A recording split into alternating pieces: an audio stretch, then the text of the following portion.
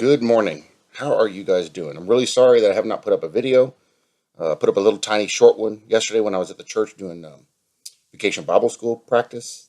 Things have been super busy and super hectic. Matter of fact, I'm doing this video, setting it to upload, and then taking off again. Um, Always a lot of things in life that have to be taken care of, regular, normal, everyday things. Very few of us are able to completely dedicate our lives 100%. And the Lord doesn't expect us to forget everything. I mean, we have the option, but when we have families, we have to take care of business. If we have some kind of life here, responsibilities here, we have to go take care of our business. That's part of being a Christian, having integrity. So don't forget to live. We know that, the times that we're in. In fact, this video is going to talk about some of that. We know the times that we're in. We see the things that are happening around the world. A lot of people are getting worried about it. A lot of people are getting upset about it. Jesus said, don't worry about those things. Don't let your heart be troubled, because these things have to happen. This is the unfolding of Bible prophecy. And especially at this time in history, it is going to escalate. We see things building, ramping, you know, um, everything's coalescing into one singular event, and that will be the tribulation, 7-year tribulation on the earth. So as we see these things happen, we got war trying to kick off over in the Middle East. We got an oil tanker out there leaking oil all over, really bad. It was a sabotage deal. We've got ships that were set on fire. There's money exchanging hands. Israel's getting attacked. Damascus is just about gone. The threat of nuclear war has gone way, way up. Our DEFCON status is, I don't know exactly what it is, but I know it's very high right now. It wasn't it wasn't up until recently. And everyone's on alert. Everyone's watching. Everyone's paying attention. Everyone's keeping track of all these things that are going on. We got problems in Canada. We got problems down in South America. That's been going on for a while. There's issues going on in Africa now. Everything is changing. We have huge swarms of locusts sweeping over the Middle East still. And these things should have already lived out their life cycle, but yet they have not. We have threats to destroy certain religious sites and move them. We have government officials, especially in our country, playing key roles in what's going on in these other countries and getting them on board with these one world order and one world religion. We have the Pope spearheading all of this. People that we think on our side are not on our side. They are out there and they are working for the enemy. And then there's attacks, our everyday attacks. In America, it's different than other countries. In America, we deal primarily with the spiritual attacks. Other countries, it's mostly physical. It's mostly from somebody. So they can see it and they know it's finite. What we deal with over here is our life is good. We have everything we need and want. And then here comes a spiritual attack. It's distractions. It's getting pulled into sins and not being able to conquer them, like drugs, alcohol, sexual immorality, anger, hatred, all those kinds of things. And it's so easy to get into them. I spent all day in San Antonio yesterday.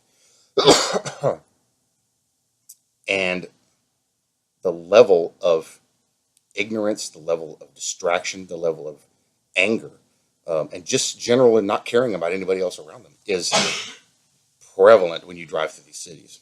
It still astounds me that some of these people are still able to drive, because the way they swerve and go all over the place and the way they run all over everybody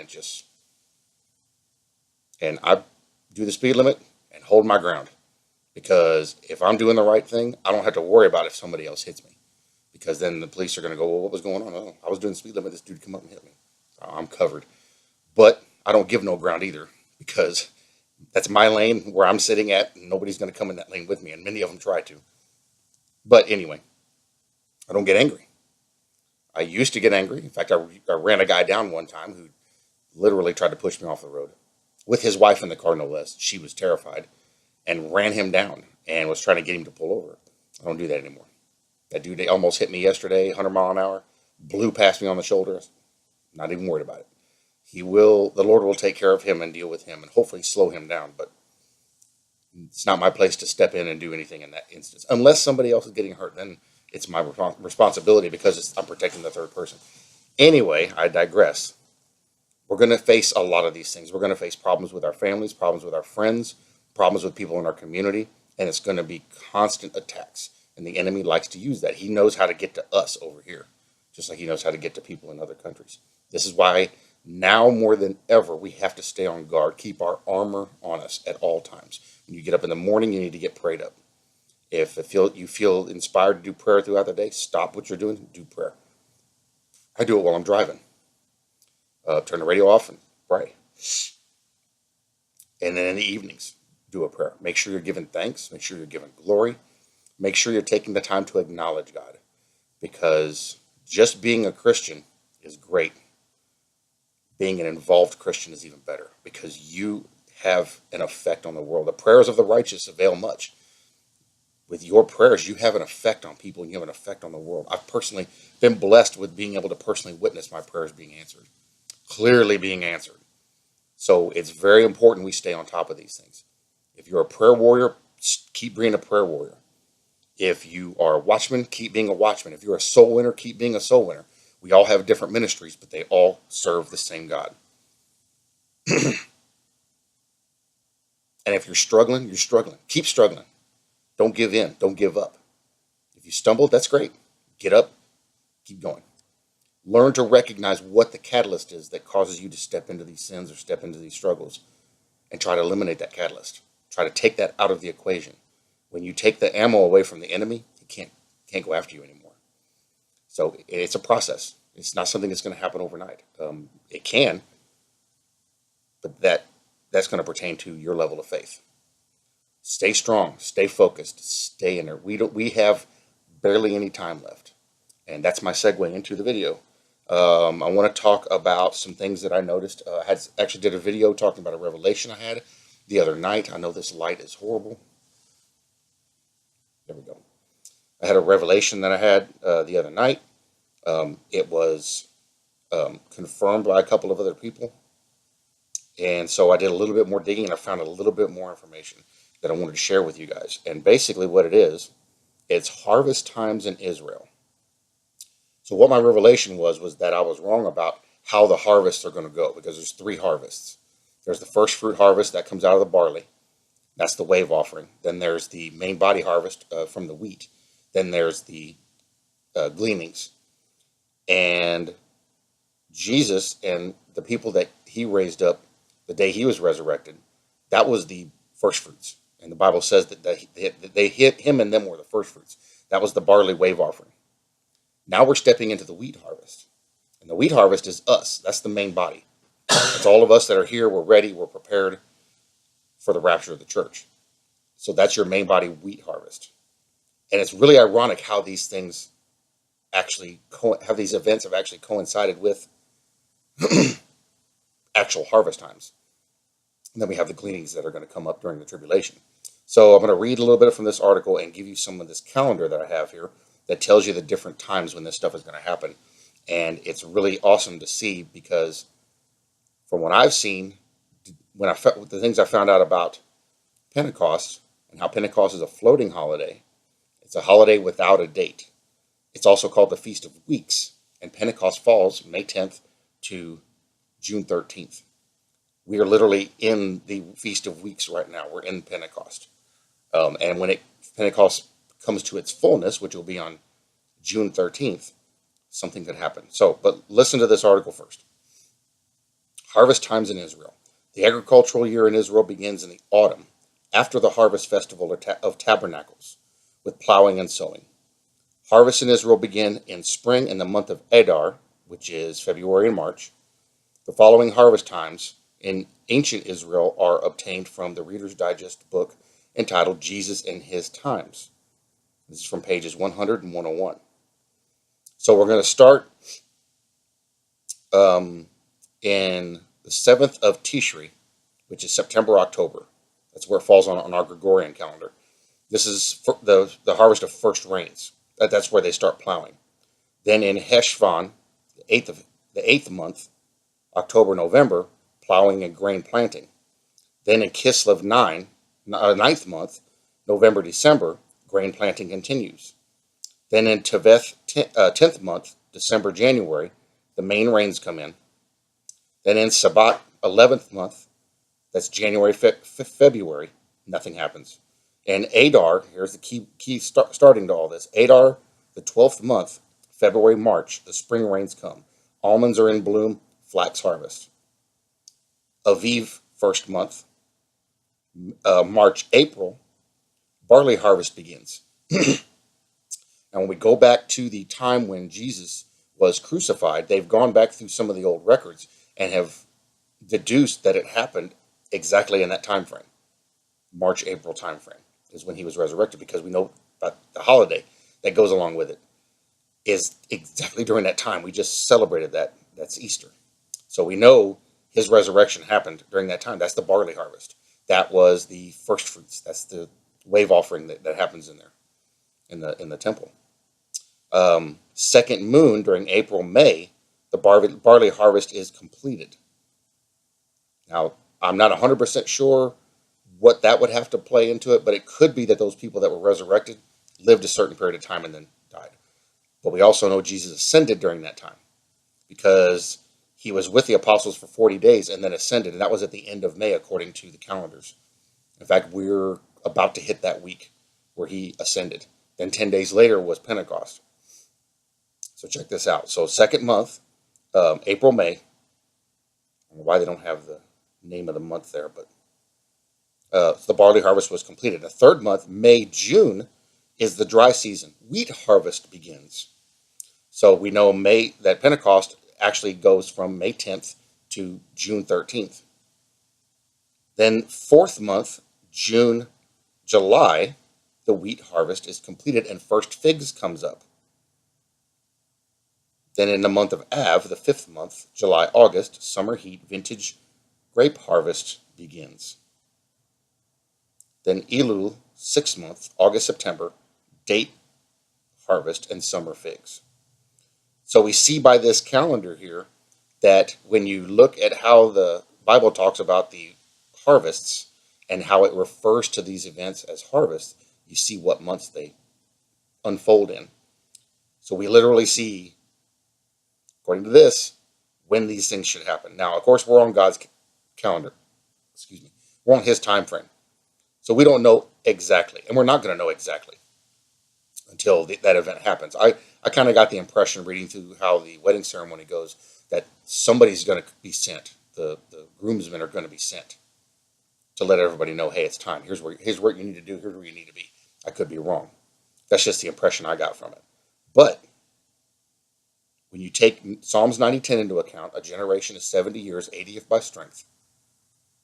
But its boast is labor and sorrows, and it is soon cut off, and we fly away.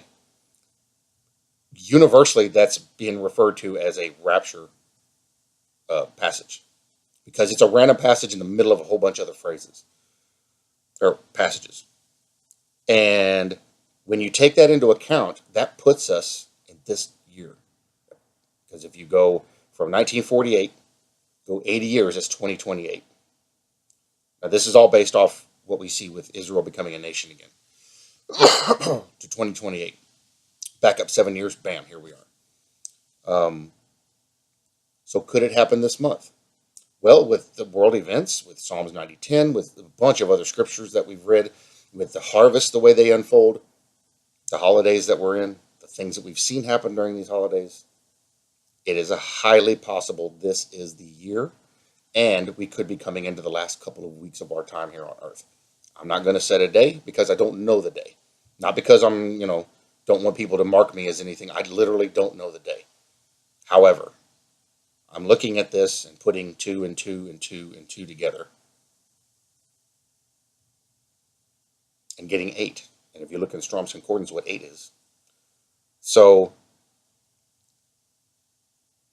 we're in the times, clearly in the times. There are things that are being made known to us from the Bible that people have never been able to figure out. Onesies and twosies out there throughout history. But now everything is opening up.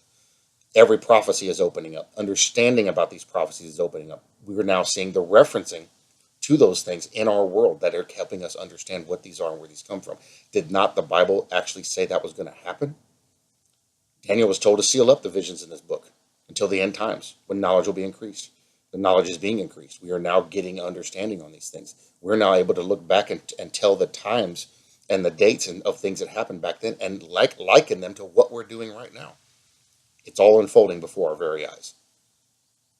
Now, I said that, but I want to add a note of caution at the end. Two notes of caution, actually. One is about us, and one is about the people who are naysayers, mockers, and scoffers. Concerning us, we need to not get tied on a certain day. You still have to live. I know a lot of people have given up on society, gone out and they live in the woods now. They've turned away from anything involving the world that they possibly can. They're just hiding out. Great. If that's what you're led to do, go for it. Some of us have been given ministries, like myself, been called to be a watchman. Some of us have been assigned to go do street preaching. Some of us have been assigned to prayer warriors. Some of us have been assigned to go do any number of things, but they all serve the same God and His purposes. We can't get stuck on a single day, because when we get stuck on a single day, our activities and our duties and everything that we've been given to do starts to trim down to that day. Okay, I'm going to start slowing down, not doing these. We still have to live, because He says on that day everything is going to be totally normal and then gone. So we have to just live. Keep living. Keep going to work. Unless your job is getting bad, then I recommend you just go. A lot of people are stuck in situations where they literally have no one around them that agrees with them. Everybody hates them. Family, friends, neighbors, everybody, because they talk about the Lord. Well, if it's too bad, go into prayer about this. But if it's too bad, you can sell everything you have and leave. God will not condemn you for that. But our light on how we live and how we conduct ourselves shines out to these people. So if they won't accept you, shake the dust off your clothes and shoes as a testimony against them and walk away. You planted your seeds, let God work with them after that. But let them see your light shine. Don't get caught up in a day, because we don't want to get depressed. We don't want to get down about it. I look at these days and go, ooh, hey, that's pretty cool, man. Like the May 14th, I got pretty excited about that. I actually held my breath a little bit. But when it didn't happen, I wasn't surprised, because I know how God works. And I know we're on His clock, not our clock. So now that I see these things and been shown these things, I'm not looking at June 13th as any particular day. It's the ending of Pentecost. And plus the last week of this month, May, is when Jesus ascended. I see some high watch times. I'm watching for those. But you know what? I'm going to keep living. I'm going to keep doing what I have obligated myself to do and what I am obligated to do, and take care of business like I need to. And when I go, I go. But I'm going to let my light shine as bright as I can. Now, there are a lot of people out there who are mocking and scoffing, claiming to be Christians. Not all of them are Christians. They claim they are, but they're not. Again, though, a lot of those people, the reason why they mock and scoff is because they actually have a deep-seated fear of getting excited about something like this and being let down. This is what's called a defense mechanism. This is a natural reaction to things like this. This is just one reason why the Lord said to have patience with people like this. Don't get mad at them. Don't get angry at them. Don't return their evil for evil. They're going to mock and scoff. This is one of the reasons why there is a time frame at the beginning of the tribulation for people to get saved and turn to the Lord. Because it's going to take the rapture to convince them. Because you guys see in the comments, and if you're putting out videos, you get comments. People telling you don't know what you're talking about. You're going after doctrines of men. You're this, you're that. Well, no, you actually don't know my situation. And you don't know the conversations I've had with God. So they don't know what they're talking about. This is a defense mechanism. They don't want to get excited about this because they're afraid that if they get let down, it's just going to break their heart. So that's what that is. We have to love them and pray for them and counsel them if possible. Now, a lot of people I haven't been able to counsel, and instead of blocking them because their comments are so hateful and nasty, I do what's called shadow banning. It's you can go in to their comment and you can actually hide user from page. And you can do it in a couple different spots. So that's what I do, is I hide them from the page. They can comment, but nobody sees their comment. I don't even see their comment. But they're still able to get access to the videos and watch the videos. I've had 4 of them recently that subscribed to my channel just so they could harass me. And I guess they're still commenting. I don't know, but they haven't unsubscribed. They're still subscribed, so they're still catching the videos. And my hope is that at some point they'll see reason and they'll realize we can get excited about this. We can get ramped up. We can get ready. We can get joyful. We can be looking for this time. And if something doesn't happen, it's okay, because we know it's going to happen, because he said he's going to come get us. We see the evidence in the scripture. We see the evidence in the world. It's going to happen. So it's okay to get excited. It's okay to be upset. It's okay to, not get excited if that bothers you. But by hating on your brethren because of that, you're not doing yourself any good. You're blessing them. The Bible says you're blessing them. You're showering blessings on them if you're hating them for Jesus' namesake. And you can deny that you're doing that, but that's what you're doing, because the Bible directly says that's what you guys are doing. I recommend you guys take a little time to get in prayer about this. Not prayer of hatred against your brethren, but prayer about yourself. Look deep into your heart. Look inward and see where your motivations are coming from on this.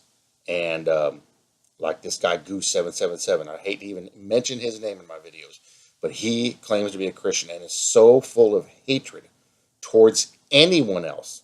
I don't see him promote anybody. He's the only one that's right, and that's it. You need to really look inward at what you're doing and see if what you're doing is correct, because the Bible directly tells us against the things that you're doing. And there's many others. There's a whole host of others out there that are they've dedicated their lives to beating up the brethren and tearing down the brethren. You will not be taken if you don't have true faith in Jesus Christ. If you have true faith in Jesus Christ, yeah, you're probably going to get raptured. I don't know, because I'm not him. But you may not like the reaction that you get when you get up there because you've been hating on the brethren so much. I don't know.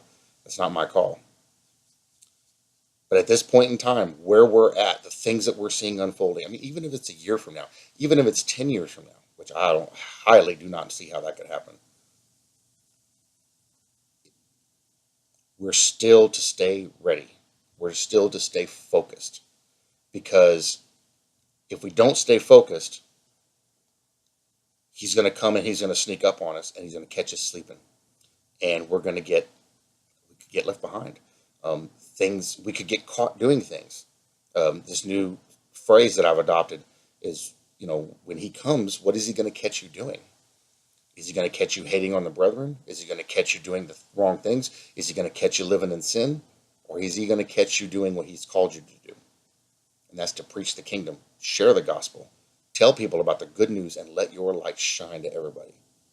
And if he's given you a specific task, is he going to catch you doing your specific task? You got to ask yourself that question. When Jesus does come, what is he going to catch me doing? There's a whole lot of you that should be getting convicted by that. It's not about other people. It's about you. It's not about your opinion or what you think other people are doing or how you think they're leading people to Christ is right or wrong. It doesn't matter. If that person hasn't done anything directly against you, you will really, and me too, have no business telling somebody else they're wrong. I'll share some scripture with somebody and that's it. I don't deal with them anymore if they're doing all the hatred and stuff like that.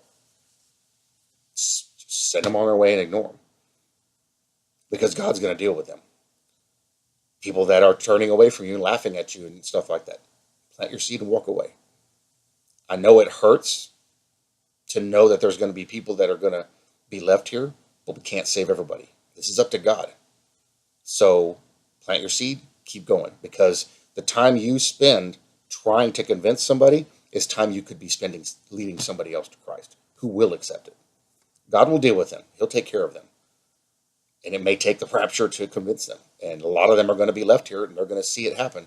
And they're going to go, wow, I really was wrong. And I got left here. What did I do? And then they're going to go start looking inward and they're going to analyze themselves. And then they're going to get right with God. And then they're going to ascend. And they may have to suffer a little bit, but that's what happens. We can't control that. We have no desire over that. I know there's a bunch of you guys out there that are really tore up because you got family and friends that won't receive Christ. There are people that believe in Jesus Christ and believe he can save, but on their outward appearances don't show it. So don't assume that somebody you've talked to hasn't accepted Christ. Deep down they may have, and they may get raptured. So don't let that, what you perceive, um, hold you back. Don't let that get you down. Plant the seed, go away.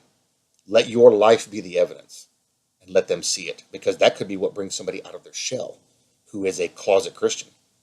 Doesn't show it on the outside because they're afraid people are going to laugh at them and joins in with the mocking and the scoffing. But in reality, deep down inside, they do believe and they do have salvation. We just can't see it because of they're scared of the world.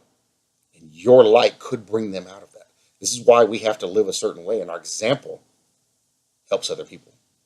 Just Pastor Tim has people come up to him all the time in the store. He's very out there. His light shines really bright.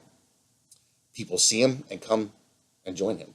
The last 5 months, my light has been shining out there now. I'm being offered to teach in the church now, whereas before, there was no way that was happening. And now all of a sudden, I'm being asked to teach. Um, that light has an effect on people. Your radiance of your salvation and your glory and your joy radiates out and it has an effect on people, and they see it. So the point of all this is to show you guys the times we're in, to help you guys understand where some of this hatred and stuff comes from.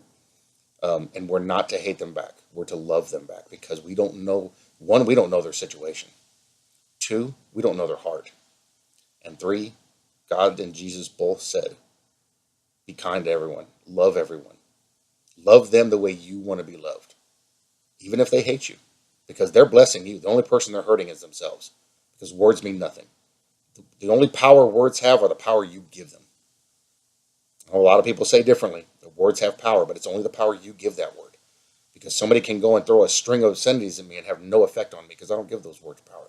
That means nothing. It's just talking, especially on the computer. Somebody runs a string of profanities in a comment. It means nothing. They think they have power. They think they're having an effect. But I look at it and go, well, now we see where this person is. I just don't care because it means nothing. It has no effect on my life at all. But our society is different that way now. Now words do have power. It's super simple, super easy, and it's almost over. Be blessed. Be strong. Stay faithful. And ask yourself, when you get a chance, when it's quiet, ask yourself, what will Jesus catch you doing when he comes? Will he catch you doing the right thing or the wrong thing? Bless you all in Jesus' name, and I'll see you in the next video.